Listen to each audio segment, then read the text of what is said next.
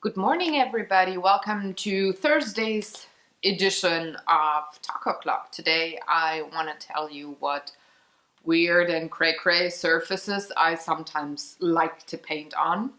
You know, there's that one point probably in your creative career where you say, "What if I do that? Haven't seen anybody do it. I want to try. I got this thing here. What can I do with it?" Or you see something and it's like, this looks like this and that. I could do this and that with it, you know? So I do have that frequently. And pretty much at the weirdest moments, like I get a shipment and I unpack and there's weird things in there like styrofoam cases and whatnot. It's like, I could do this and that with it. So I keep it in my studio for when the time comes that I sit down and do artwork with it. Usually 3D artwork, meaning not a canvas or a piece of paper or whatnot. So as you can probably see on the screen, I'm glancing and I don't have my glasses on again, so I can't really see. I do have some of the weird and crazy surfaces that I do paint on in my studio. I have them here on the table, and there's one thing that I wanna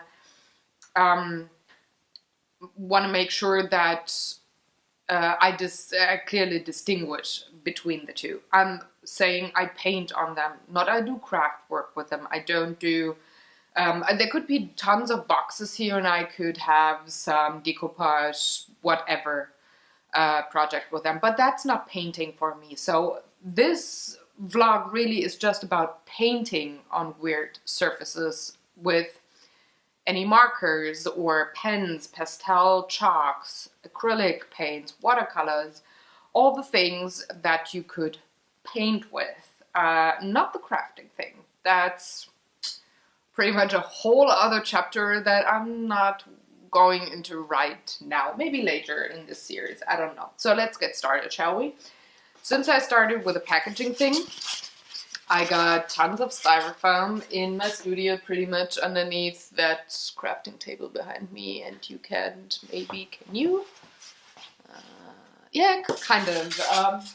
Back there, you can see I have a whole box of different kinds of styrofoam pieces, and they have all the weird shapes on one part and usually just the protective shipment straight thing on the other. So what I do with those is I'd spray paint them or use acrylics.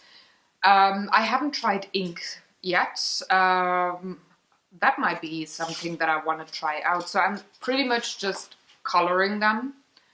And then I go in with permanent markers and doodle on them. Like, for example, this shape would be maybe a swimming pool. Like, I would draw in a couple of tiles. So this would be a bluish thing here.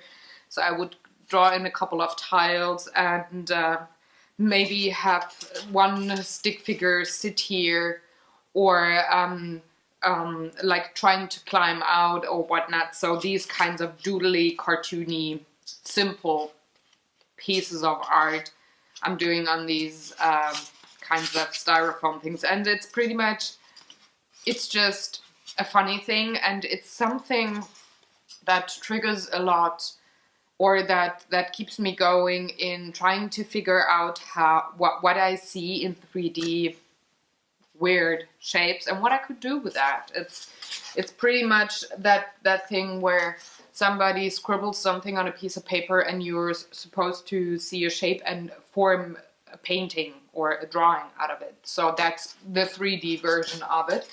And I'm doing the same not only with styrofoam, but also with these cartons that I get my eggs delivered in every 2 weeks. So I have a bunch of those. Again, probably just spray painting them also maybe just cutting them into smaller pieces. And then having weird stick figures, do something, either it could be like a mountain shape somehow. If I'd cut it maybe like that, you could, in this part, paint it like snowy tops of mountains and have some climbers on there. Or you could even do a Star Trek theme, like Spock learning something, for example. So see, it's already going on, and I don't have time for artwork today, at least not during the day, maybe the night, I don't know. So all these weird things I keep in my studio, and then I work on them with any kind of any kind of color that I could work with permanent markers on. So I wouldn't go with the thickest and most uneven gels, or I wouldn't go just, using a palette knife to slop on some color. I would try to have kind of smooth surfaces so that I could work with my permanent markers. Another thing that you've already seen me working on is these wooden trays. I do have a couple of those from a couple of years back in my studio, and I do have plexiglass cut to the right size, but I'm not very fond of, well, putting some photos underneath and then have a tray with lovely funny photos and whatever. I'm using them for painting.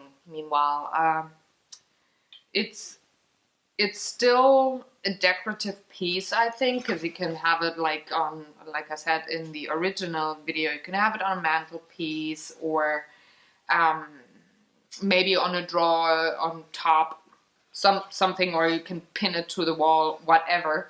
But it's a nice material that worked very nicely with watercolors, by the way.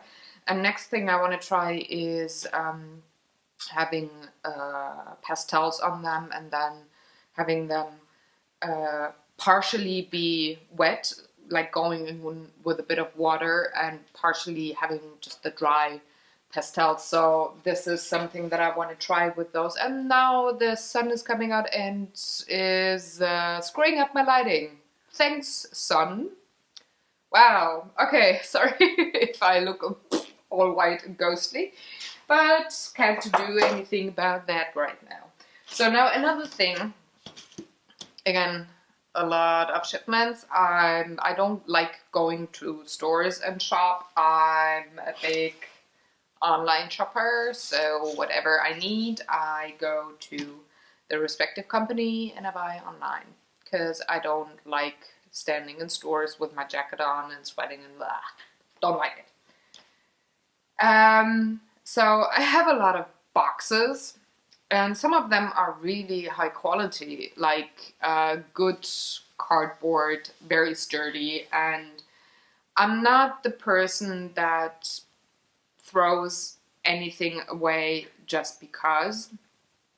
I'm not hoarding either, but if I can do something else with that thing, say that cardboard, I'm gonna keep it and I'm gonna do something with it, because surfaces for artwork are kind of expensive, and I don't want to try things on the highest quality canvas first, screwing it up, and then being totally pissed. So I go back to that cardboard, try it out first, and if things work out, I'm taking it to the high quality, I don't know what, very expensive canvases, and go there with painting. So I do have a ton of cardstock, and I'm just gonna move the camera a bit so that you can see all the cut up pieces that I do have. Let me see that box with the blue on top. Well, yeah, all that box down there is filled with cut up pieces of cardstock or cardboard, and some of them I already colored.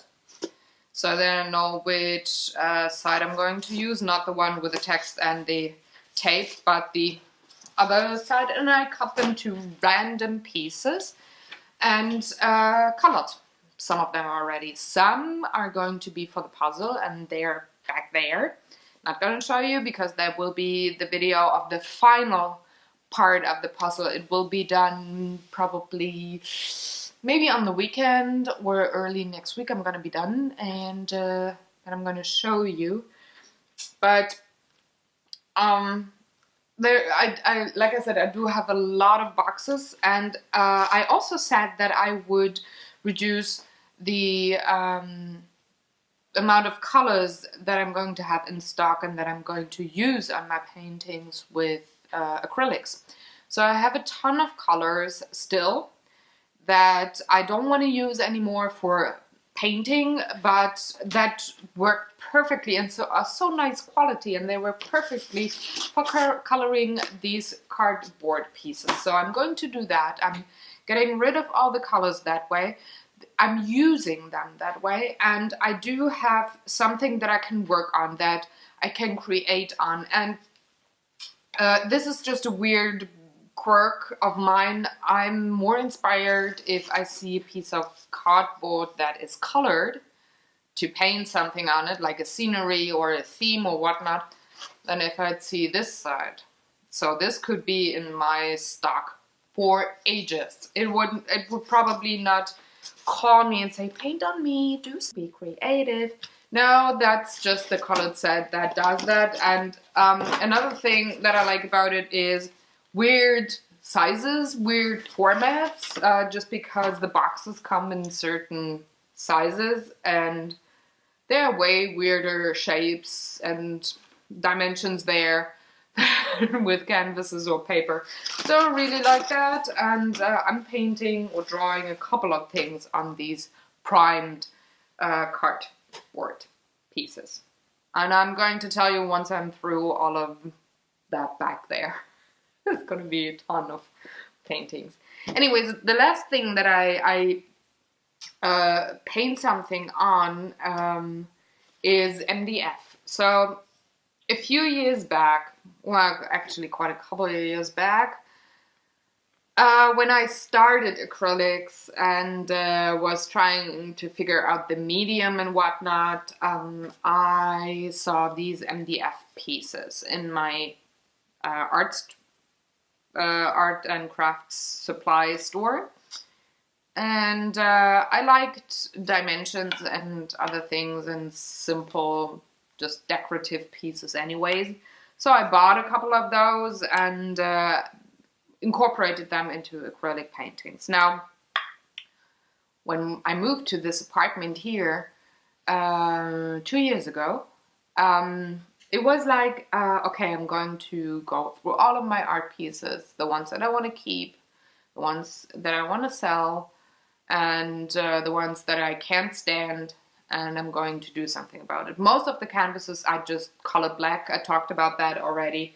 So most of the canvases that I didn't like anymore, I just blackened them, so they're standing pretty much there to be used again. There's only a few left, but some of them, they had these pieces on. So I ripped them off the canvas, took the canvas off the frame, and the frames are also standing there and can be used for other things. Like in the advent calendar, I used some frames. These were of canvases. So now I thought, what do I do with those? And this was my ring against the wood. I hope this was not too loud. If so, I'm very sorry. So what do I do with those? I don't want to throw them away. They were goddamn expensive. It was like 4 or 5 euros for one of these pieces. So no, not gonna throw them away. But what could I do with those? And then it hit me. I do have gel medium, and I can apply it on top of this really uneven and already colored piece. So I can have a whole layer as thick as I need it to even out any structure gel thingies. And I could let it dry, and then I could paint it with a color.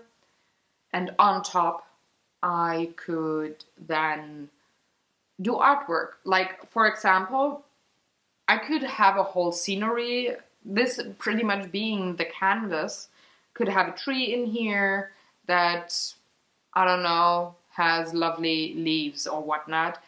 And it's very interesting if you have something like that and paint something on it that is so ridiculous that it's just that the shape of the wooden piece here, it being a jar, is pushed back. It's just a surface in the end. And I do have a couple of those with faces, so human shapes or flowers, whatnot, and I'm just priming them, getting like resetting them to factory default, and then I'm using them for artwork again, doing something that inspires you, trying something new, reusing, and yeah, just checking what comes out of it. So, and I'm very much